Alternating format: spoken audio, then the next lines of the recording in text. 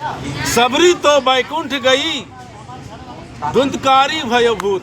कहने का मतलब हर बार रिपीट कीजिए। भजन करत बिटिया भली, भजन करत बिटिया भली, ना भजन करत पूत। सबरी तो बैकुंठ गई, धुंधकारी भयो भूत।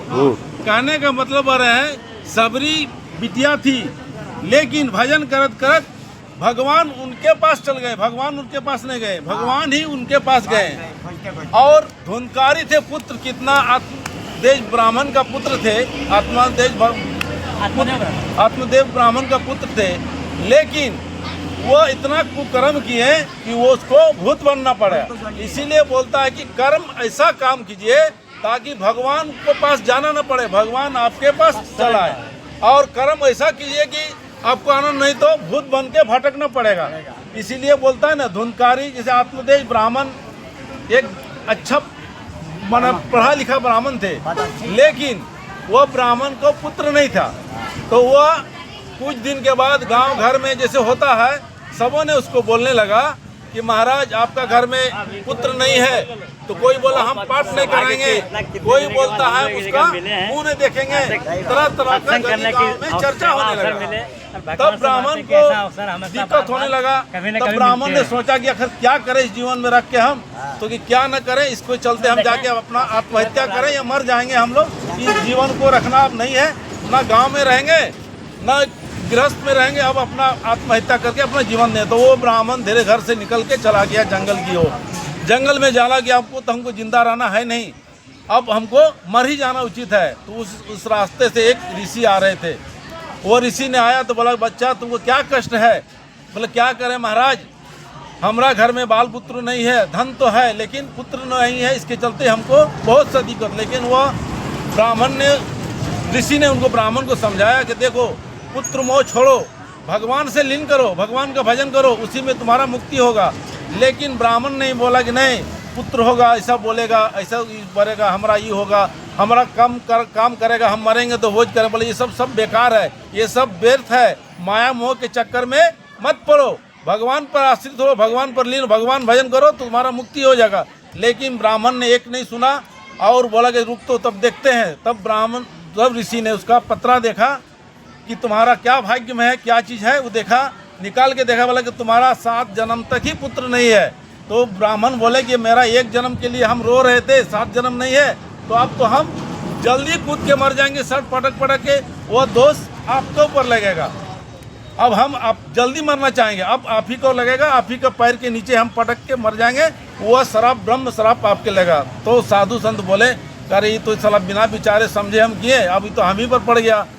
पर रुको जब देखते हैं तो वो साधु संत होते हैं हर समय दयालु परोपकारी होते हैं। कोई साधु संत ये नहीं देखता है कि ये हमको इतना करोड़ देगा, कोई नहीं बोलता है कि हमारा धन देगा, लेकिन वो परोपकारी भावना से उसको उठा के एक फल दिया कि बच्चा लेके जाओ, तुम अपना पत्नी को परिवार को खिला देना, तुम्हारा जरूर पुत्र होगा। तो जैसे वो फल लेके गया, ब्राह्मण अपना घर में पूरा खुशी खुशी के साथ दूर से आवाज़ दिया, सुनती हो भाग्यवान तुम्हारे लिए हम अच्छा चीज़ लाए हैं। तो ब्राह्मण ने बोला कि क्या चीज़ लाया? दौड़ के निकली, वो सोचा कोई सोना चांदी संपत्ति लाई होगी।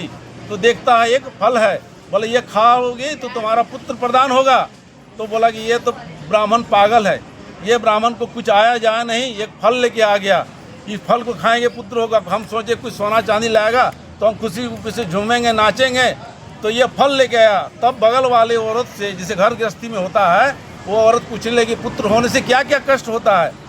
तो बोला कष्ट नहीं होता, ऐसे 9 महीना होता है पेट में, ऐसे गर्भ में रहने से इतना दिक्कत होता है, चलती है। तो अपने आप सोचने लगी अगर घर में मेरा आग लग जाएगा तो हम निकल नहीं पाएंगे, हम तो मर जाएंगे, पेट भारी रहेगा, कुछ खा नहीं पिएंगे, मेरा श्रृंगार नहीं होगा अस्ता। तो वो बगल वाली बोले ऐसा कोई बात नहीं है, 9 महीने के बाद सब कुछ ठीक हो जाएगा। फिर बोले कि हमारा श्रृंगार हो जाएगा, फलना दिक्कत होगा, हम चल नहीं पाएंगे, कष्ट होगा, तरह तरह का उसको करने। तब वो बगल वाली बोले जो तुम्हारा समझ में आए वही करे। उसी अचानक बस उनका बहन आ जाती है। तो बहन का एक पुत्र है, हाथ में पकड़ा हुआ, एक कोरा में लिया हुआ है और एक गर्भ में है। तो बोले बहन तुम्हारा क्या कष्ट है? बोले बहुत हम मुसीबत में फंस गए हैं। बोले क्या है? बोले ऐसे। बोले तुम्हारा झंझट नहीं, तुम्हारा खाने वाला धन है लेकिन खाने वाला नहीं है, लेकिन मेरे पास जन है लेकिन खाने के लिए नहीं। तो एक काम करो, जो मेरा गर्भ में है बच्चा उसको तुम ले लेना और बाकी हम ऐसे काम करते रहेंगे, जिस समय होगा उस समय तुमको हम दे देंगे, तुम अपना जो काम कर्म है वो करते रहना। और वो फल बोले, ये फल को क्या करें, बोले इस फल को तुम्हारा गाय में का जो बच्चा, उसका भी बच्चा नहीं हुआ, वो गाय भी बांझ थी, तो बोले इसको खिला लो, तो इसमें क्या होगा, एक्सपेरिमेंट हो जाएगा, इस फल का भी गुण हम लोग पता कर लेंगे कि फल में कितना दम है, क्या काम करता है, तो ये भी काम हो जाएगा। तो उस फल को गाय को खिला दिया और वो अपने किसी तरह से मायके में जाके रहने लगी, कुछ दिन यहाँ रहने लगी। बोला कि नहीं हमको गर्व है, तो गांव वाला समझे कि देखिए ब्राह्मण के पास पहले कुछ नहीं था, देखिए उनका पत्नी भी गर्भवती है, वो भी है। कुछ दिन के बाद उनका पुत्र हुआ धुनकारी नाम का, और एक गाय का एक बच्चा हुआ जिसका नाम हम लोग गोकर्ण बोलते हैं। तो जब इसका नामकरण हुआ, तब जब बच्चा का नाम रखा, तो गाय का जब बच्चा हुआ तो पूरा गांव घर में पूरा एकदम होने लगा कि रे देखो ब्राह्मण का पहले कुछ नहीं था, गाय का भी पुत्र हो गया और उनका भी पुत्र हो गया, दो पुत्र हो गया, तो ब्राह्मण बहुत भाग्यवान है। तब जब नामकरण हुआ तब पहले नाम रखा गोकर्ण का, तो उनका नाम रखा, तो बोला ठीक है गोकर्ण, लेकिन जो हमारा पुत्र का नाम है तो हम रखेंगे, हम मेरा नाम है धुंधली, तो उसका नाम रहेंगे हम धुंधकारी उसका नाम रखा। दोनों का पालन पोषण होने लगा, बड़ा होने लगा, तो गोकर्ण पढ़ लिख के पंडित बना, और धुंधकारी जैसे बचपन से छोटा बच्चा था, तो कोई छोटा बच्चा जा रहा है इसको कान खींच दे, कभी इसको टांग खींच दे, कोई जैसे अंधा आदमी जा रहा है तो बोला जाओ गड्ढा रास्ता में जा कूद के मर जाए। मना इतना ये हो गया कि गांव घर आदमी सब कोई इसको कलम करने लगा कि ये बच्चा बहुत खराब है, इसे करता है उसे क्या, मैंने हर समय कंप्लेन आने लगा उसके घर में, इतना ना कंप्लेन लगा कि ब्राह्मण पूरा ये होने लगा। गोकर्ण चल गए पढ़ने के लिए, अब वो क्या करने लगा, चोर चुहाड़ी लानफन करने लगा, बाप माँ को मारने पीट लगा। तो क्या करे, एक दिन आके रोने लगा पंडित जी पूरा रोने, तो गोकर्ण उसी समय आए, तो बोला पिताजी ये सब गलत है, आप ये सब माया मोह में मत पड़िए। तो बोला हमको सुनाया था पंडित जी, पहले साधु संत महात्मा जी बोले थे कि माया मोह में पकड़ो, आज हम उसी के चार पुत्र के कारण रो रहे हैं, पहले बिना पुत्र के रो रहे थे, अब पुत्र है उसमें भी हम रो रहे हैं। ये बोला ठीक है, तो वो उसको समझा बुझा के क्या मानव जीवन है, कैसे त्याग करना चाहिए, क्या भगवान का भजन करके वो पंडित जी धीरे धीरे निकल गए जंगल की ओर, और वो रहने लगा। तो वो अकेला हो गया। उसके बाद कुछ दिन के बाद अपना माँ को पूरा तंग करके माँ को भी मार दिया, माँ भी मर गई, वो अकेले स्वतंत्र हो गया। तो घर में कुछ दिन के बाद बेसिया लोग ले आया, अब बेसिया लोग ला के अपना मन लन फन करने लगा। कुछ दिन के बाद राजा घर में डाका डाल के चोरी करने लगा, चोरी करके धन संपत्ति इतना इकट्ठा कर लिया। तो उनका जो 3 गो बेसिया लोग थे, वो बोला कि ये देखो राजा घर में चोरी किया, कल दिन इस जाके कहीं राजा के पास खबर जाएगा तो हम लोग को फांसी का से कोई उपाय नहीं चाहिए, और फांसी का दंड हम लोग को होगा ही। तो इसको क्या किया जाए, तो इसको ला के इसको बरात में मार दो, और मार के धन संपत्ति लेके आओ। वो मार दिया तो वो क्या हो गया, बोलता है ना कि अब अति मृत्यु हो गया, मृत्यु हो जाने से आदमी भूत बन जाता है, उस तरह का भूत बन गया।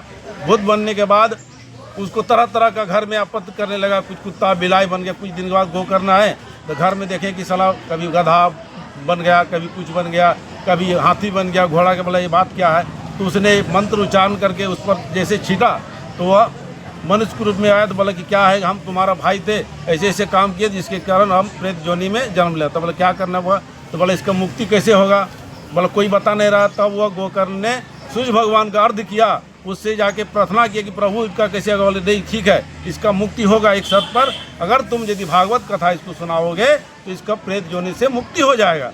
तो इसने प्रेत जोनी से लिए तब भागवत कथा सुनने के लिए पूरा गाँव घर को खबर किया गया। गोकर्ण ने उस कथा को शुरू किया।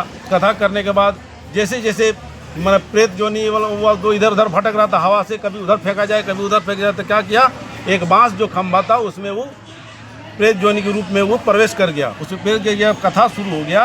तो एक दिन जब कथा सुना तो एक दिन का गांठ फटा, दूसरा दिन तीसरा, चौथा, पाँचवा, छठा, सातवां गांठ जब फटा तो उसमें सुंदर एक मनुष्य का आकृत हुआ, और उधर से ऊपर से दिव्य रथ आया, और दिव्य रथ ऊपर से स्वर्ग लोक से आके उसको ले गया। लेकिन जब गोकर्ण को पूछा गया गांव घर के आदमी लोग कि वह जो सुना तो उसके लिए मोक्ष प्राप्ति हो गया, और हम लोग जब कथा सुने तो हम लोग को तो मुक्ति हुआ नहीं, ये कैसे हुआ। बोले इसका कारण है कि उसने एकत्र होके उस कथा को सुना। आप लोग घर गृहस्थी का चक्कर में फंसे रहे, कहीं बोलता है मेरा घर में कुछ हो गया, कहीं से हम लोग कथा सुनने जाते हैं ना तो बोलता है अरे देखो ना मेरा बेटा ऐसे किया, कथा में मन नहीं लग रहा है, अरे क्या करता हुआ घर में अकेला है, ऐसे है वो है, वो गृहस्थी में फंस गया। इसीलिए कथा हो या तीर्थ हो अगर सुनने जाते हैं तो मन को एकत्रित करके सुनना चाहिए, मन को भटकना चाहिए। मन तो चंचल है, मन कभी एकत्रित रह नहीं सकता है। मनवा तो पंछी भय उड़ चले आकाश, मन जो है ना वो पंछी की तरह उड़ते रहता है, कभी अभी यहाँ तो कभी हेलीकॉप्टर में मन रहेगा। अब फिर ऊपर से आके धड़ाम से गिर जाएगा नीचे। इसीलिए मन को बस करना तो सबकी बस की नहीं, लेकिन अगर यदि उसमें ध्यान आचरण करते रहिएगा, सत्संग अच्छा काम कीजिएगा तो मन को एकत्रित होना ही है। वो हाँ एकत्रित किया, उसके बाद धुंधकारी को मुक्ति हुआ। उसके बाद गांव घर को कुछ दिन के बाद बोला कि ठीक है तो आप लोग भी इस टाइप को सुनिए, तो गांव घर को भी सुनाया गया, सुना के सबको मुक्ति हो गया। इसीलिए कथा एक सुनना चाहिए और भगवान भजन करना चाहिए कि अच्छा करने से सबको अच्छा होगा। परोपकारी भावना रखिए, ऐसा नहीं कि आप किसी को दूसरे को हम मदद कर रहे हैं तो उससे हम कुछ फायदा लेंगे, ये चीज़ कभी नहीं सोचना चाहिए। परोपकारी मन निस्वार्थ भाव से सेवा कीजिए, वही सबसे बड़ा फल है। भजन क्या है? किसी को सेवा करना भजन है, किसी को उपकार करना भजन है, किसी को सहायता करना भजन है, किसी गरीब को, किसी लड़की को यदि बेसहारा उसको शादी करना वो भजन है, कोई पढ़ा लिखा के यदि अच्छा उसको ज्ञान दे दिए वो भजन है, किसी को सहायता कर दीजिए वो भजन है। भजन मतलब कि हम राम राम करें वो भजन नहीं है। मनुष्य सेवा यदि अच्छा काम किए वही भजन है। इसीलिए सबको कहते हैं अच्छा कर्म कीजिए और सबको कराइए, यही ऊपर वाला का जय श्री राम। जय श्री राम। आपका नाम? मेरा नाम सुरेश सिंह है, बड़डीवी का निवासी हूँ, मुनिडी धनबाद का रहने वाला हूँ। यह चैनल यदि अच्छा लगा हो तो यह चैनल आप देख सकते हैं शिशिर कुमार भगत के नाम से आप देख सकते हैं यूट्यूब में। राधे राधे राधे राधे।